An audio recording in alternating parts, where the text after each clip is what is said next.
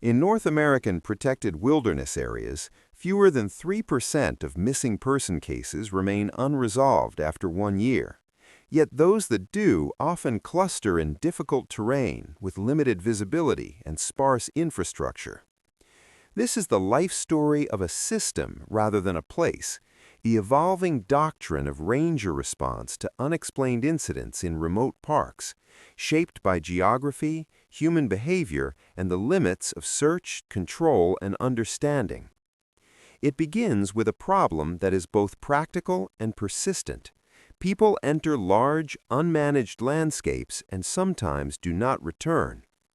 Early park systems were not designed with modern search and rescue capabilities in mind. Boundaries were wide, maps were incomplete, and communication was unreliable.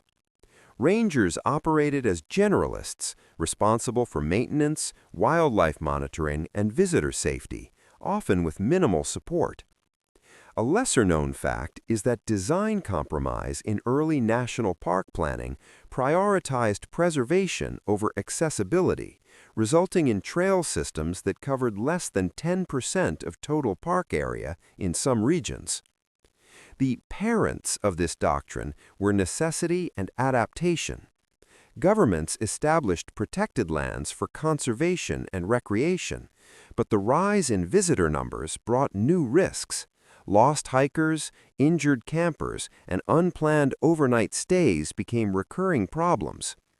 Early responses were reactive, dependent on local knowledge rather than standardized procedure. A lesser-known fact is that test results from early search efforts showed that untrained search parties often reduced overall success rates by contaminating tracks and disturbing potential evidence. Initial decisions varied widely. Some parks relied on volunteer groups, others on small ranger teams. Communication methods ranged from signal fires to basic radio systems. The absence of coordination meant that outcomes depended heavily on timing and chance. A lesser-known fact is that production issues in early radio equipment limited range in mountainous terrain, often reducing effective communication distance to less than 5 kilometers. In its childhood, the system struggled with consistency. Rangers learned through experience, often under pressure. Training was informal, built around mentorship rather than structured programs. Mistakes were common, and lessons were hard-earned. A lesser-known fact is that crew training in early park services rarely included formal navigation under stress, leading to disorientation even among experienced personnel during extended searches. Small changes began to improve outcomes. Standardized reporting of last known positions, use of grid search patterns, and basic coordination between teams increased efficiency. These adjustments were incremental but significant. A lesser-known fact is that battlefield improvisation techniques influenced early search patterns, particularly the use of line sweeps to cover large areas systematically. Misunderstandings persisted. Visitors often underestimated the scale and difficulty of the environment. Rangers, in turn, had to balance enforcement of rules with education and assistance. The gap between expectation and reality became a defining challenge. A lesser-known fact is that countermeasures such as mandatory trail registration were introduced in some parks to improve tracking of visitors' movements. Growth of the system came with formalization. Search and rescue units were established, equipped with better tools, and trained in specific techniques. Helicopters, tracking dogs, and improved mapping systems expanded the reach of operations. A lesser-known fact is that supply constraints in aviation resources often limit the number of aerial searches that can be conducted simultaneously, prioritizing cases based on urgency. Standardization followed. Manuals outlined procedures for different scenarios: lost hikers, injured individuals, missing children. Communication protocols improved, allowing coordination across larger areas and multiple agencies. A lesser-known fact is that crew training programs began incorporating simulated search exercises, improving coordination and response times. Logistics became more complex. Equipment had to be transported into remote areas. Teams required food, shelter, and medical support during extended operations. The system grew not just in capability, but in infrastructure. A lesser-known fact is that weather and terrain impact search operations significantly, with dense forests and uneven ground reducing visibility and slowing movement. At its peak, the system demonstrated its effectiveness in coordinated responses. A defining scenario might involve a missing hiker reported at dusk. Rangers establish a command center, deploy ground teams, initiate aerial reconnaissance, and coordinate with external agencies. The search proceeds through the night, guided by protocols developed over years of experience. A lesser-known fact is that command doctrine shifts in search and rescue emphasize rapid deployment within the first 24 hours, as survival rates decrease significantly after that period. Why did it work in these moments? Because preparation reduced uncertainty.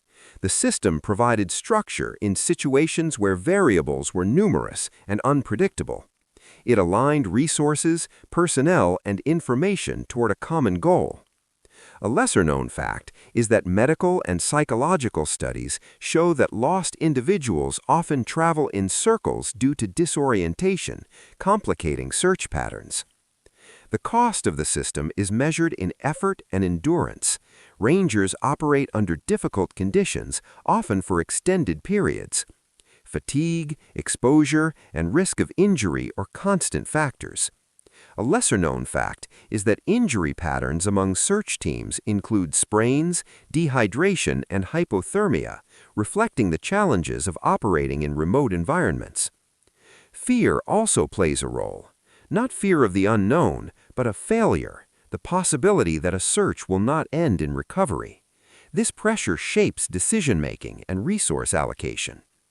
A lesser-known fact is that countermeasures such as rotating teams to manage fatigue and maintain effectiveness over long operations. As time passes, the system evolves again. Technology introduces new tools, GPS tracking, drones, thermal imaging. These innovations improve detection and reduce search times, but they do not eliminate the fundamental challenges of terrain and human behavior. A lesser-known fact is that design improvements in GPS devices have significantly increased accuracy, though signal loss remains an issue in dense or mountainous areas. In decline in this context is not a reduction in importance, but a shift in emphasis. Prevention becomes as critical as response. Education campaigns, improved signage, and stricter regulations aim to reduce the number of incidents requiring search and rescue. A lesser-known fact is that supply constraints in funding can limit the implementation of preventive measures, particularly in less visited parks. Replacement comes through integration. The system becomes part of a broader framework of risk management, combining response capabilities with preventive strategies. The goal shifts from reacting to incidents to reducing their occurrence. A lesser-known fact is that command doctrine shifts now emphasize visitor education as a primary tool for safety, reducing reliance on reactive measures. The legacy of this system is visible in modern park operations. It has shaped training, equipment, and procedures. It has also influenced public expectations, creating an understanding that while nature can be unpredictable, systems exist to manage risk. A lesser-known fact is that design improvements in modern trail systems often include features to improve visibility and navigation, reducing the likelihood of becoming lost. What remains is a balance between freedom and safety, exploration and control. The system does not eliminate risk, but it manages it, adapting to new challenges while retaining core principles. And in the quiet spaces between searches, when trails are empty and the landscape remains unchanged, the doctrine continues its work, not as a response to something sinister, but as a structured answer to the simple reality that in vast places, people can still disappear. In rugged backcountry operations, nearly 80% of successful recoveries occur within a radius of 2 kilometers from the last confirmed position, a pattern that reshaped how ranger systems interpret uncertainty. That statistic narrowed the search in theory, but in practice it exposed a deeper problem. Most failures were not due to distance, but to missed detail inside that small circle. Focus shifted inward. Instead of expanding endlessly outward, search doctrine emphasized containment of the probable area. Perimeters were established quickly, sometimes within the first hour, to prevent unnoticed movement beyond the initial zone. Rangers learned that the first decisions often determined the outcome more than the total resources deployed later. A lesser-known fact is that test results in search modeling show that early perimeter establishment can increase recovery probability by over 40% compared to delayed containment. The system adapted its structure. Incident command posts became more sophisticated, organizing information flows from multiple teams in real time. Maps were layered with data, terrain features, weather patterns, and behavioral predictions of lost individuals. The landscape was no longer just physical, it became analytical. A lesser-known fact is that design compromise in mapping systems often limits real-time data resolution to maintain usability, as excessive detail can slow decision-making under pressure. Patterns of disappearance began to reveal something consistent, if not sinister. Most incidents involved predictable human responses: panic, overcorrection, and attempts to shortcut back to safety. These behaviors created irregular movement paths that complicated tracking but followed recognizable tendencies. A lesser-known fact is that crew training now includes behavioral modeling, teaching rangers to anticipate movement based on stress responses rather than assuming rational navigation. Logistics tightened. Equipment caches were pre-positioned in high-risk zones, reducing response time. Communication networks were reinforced with repeaters to extend coverage into difficult terrain. The system became faster, more precise, and more resilient. A lesser-known fact is that supply constraints in remote parks often limit the number of communication relays, creating coverage gaps that must be managed through positioning of personnel. Improvisation remained essential. When conditions changed, sudden weather shifts, unexpected terrain obstacles, teams adapted routes and methods. The doctrine allowed flexibility within structure, balancing adherence to plan with responsiveness to reality. A lesser-known fact is that battlefield improvisation principles influence decision-making in dynamic search environments, particularly in reallocating resources quickly under uncertain conditions. At its operational peak, the system functioned with quiet efficiency. A missing person report triggered a cascade of actions: containment, assessment, deployment, and coordination. Each step followed established protocols, reducing confusion and maximizing effectiveness. A defining scenario might involve a hiker who fails to return at dusk. Rangers identify the last known location, establish a search grid, deploy teams, and maintain communication throughout the night. The operation proceeds methodically, guided by both data and experience. A lesser-known fact is that countermeasure strategies include use of sound signals at regular intervals, as lost individuals are more likely to respond to consistent auditory cues. Why did it work so well in these moments? Because it reduced randomness. By imposing structure on uncertainty, the system turned a chaotic situation into a series of manageable tasks. Each action built on the previous one, creating momentum toward resolution. A lesser-known fact is that medical and psychological research shows that individuals lost in wilderness environments often experience decision paralysis after prolonged stress, reducing their likelihood of moving further. The cost, however, remained high. Extended operations required sustained effort from teams operating under physical and mental strain. Fatigue accumulated, and maintaining focus became increasingly difficult over time.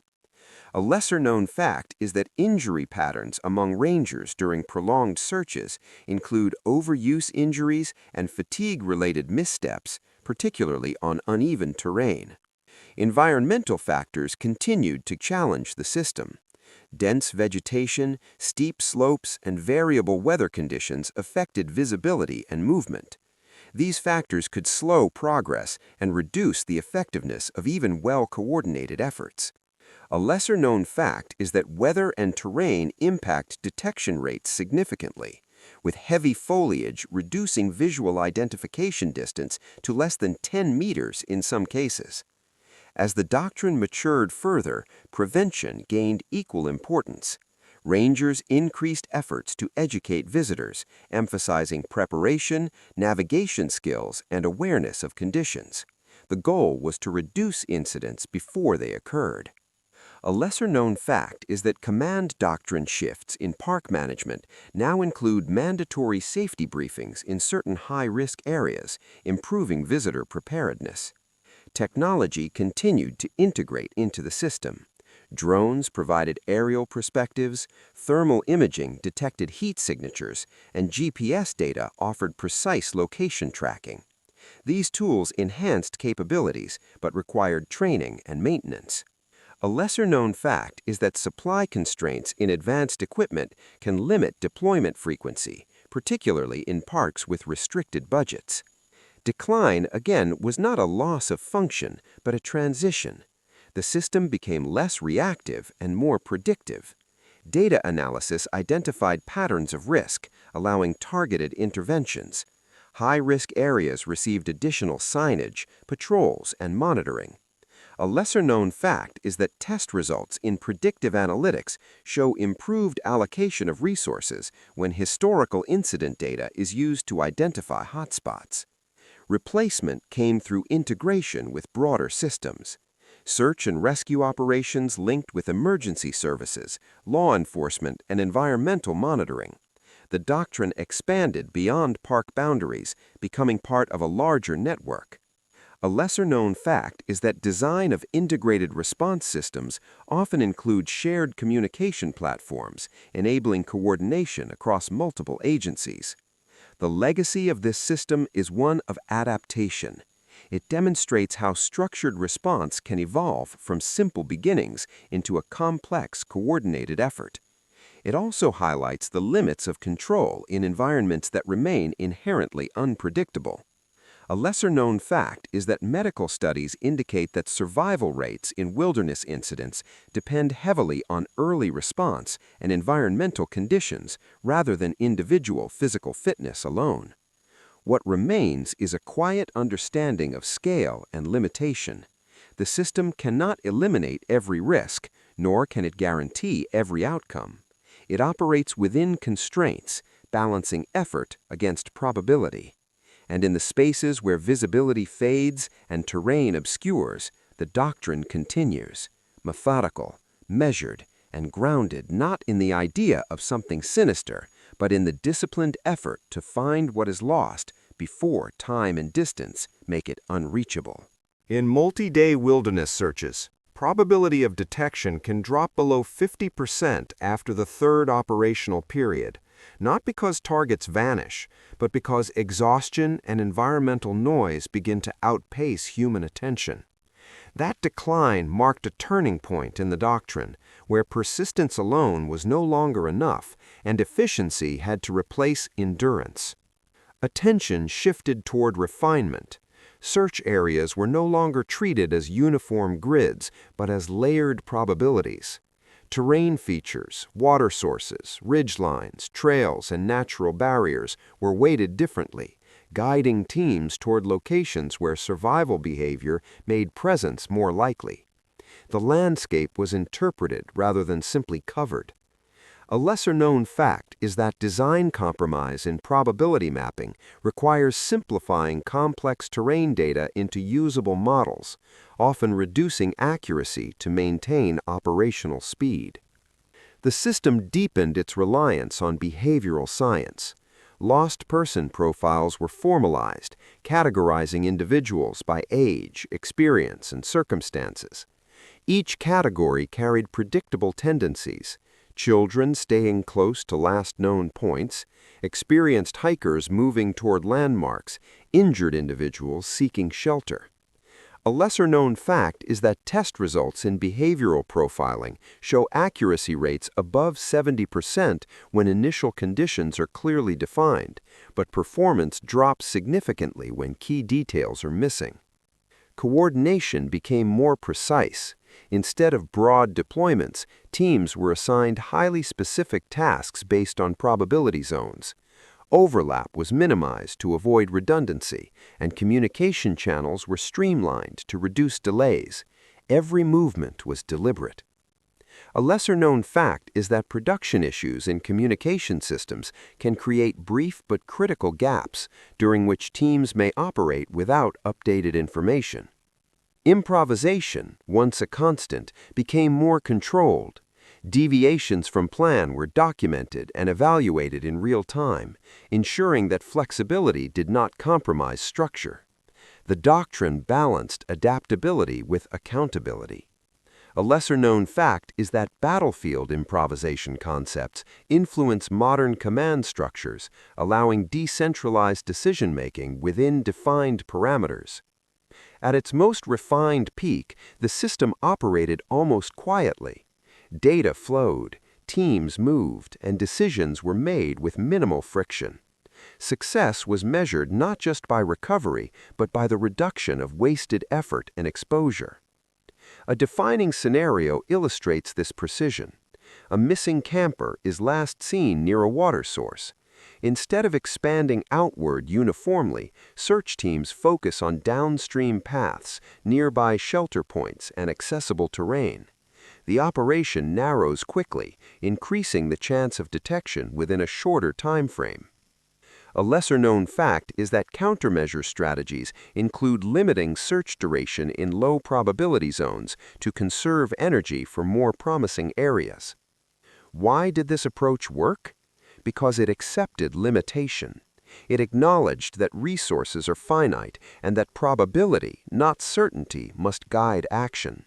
The doctrine matured into a system of informed choice rather than exhaustive search. A lesser-known fact is that medical and psychological studies show decision fatigue can impair judgment in prolonged operations, making structured prioritization essential. The cost, however, became more visible. Decisions to deprioritize certain areas or suspend searches carried emotional weight. Rangers and teams had to accept that not every possibility could be pursued indefinitely. A lesser-known fact is that injury patterns in extended operations often include cumulative fatigue injuries, affecting both physical endurance and cognitive clarity. Environmental factors continued to assert influence. Changing weather could alter terrain conditions, erase tracks, or limit aerial visibility. Even the most refined plans had to adapt to forces beyond control. A lesser-known fact is that weather and terrain impact thermal imaging effectiveness, with dense canopy or high ambient temperatures reducing detection capability. As the doctrine approached its later phase, integration with external systems intensified. Data from mobile devices, emergency beacons, and even social media activity contributed to search planning. Information sources expanded beyond traditional boundaries. A lesser-known fact is that command doctrine shifts now include digital forensics, analyzing device data to reconstruct movement patterns. Replacement came not through abandonment, but through augmentation. The original principles remained, but they were supported by new tools and broader networks. The system became more interconnected, drawing on multiple disciplines. A lesser-known fact is that supply constraints in advanced tracking technology can limit availability in remote or less funded areas, maintaining reliance on traditional methods. The legacy of the doctrine is one of precision and restraint. It demonstrates that effective response is not about doing more, but about doing what matters most. It reflects a transition from broad effort to targeted action. A lesser-known fact is that design of modern search protocols often include predefined decision points, where continuation or suspension is evaluated based on measurable criteria. What remains is a balance between hope and realism. The system operates within probabilities, not guarantees. It strives for success, but it also prepares for limits. And in the quiet moments when a search narrows to its final possibilities, the doctrine endures, not as a promise of resolution, but as a disciplined effort to bring clarity to uncertainty before time closes the gap completely.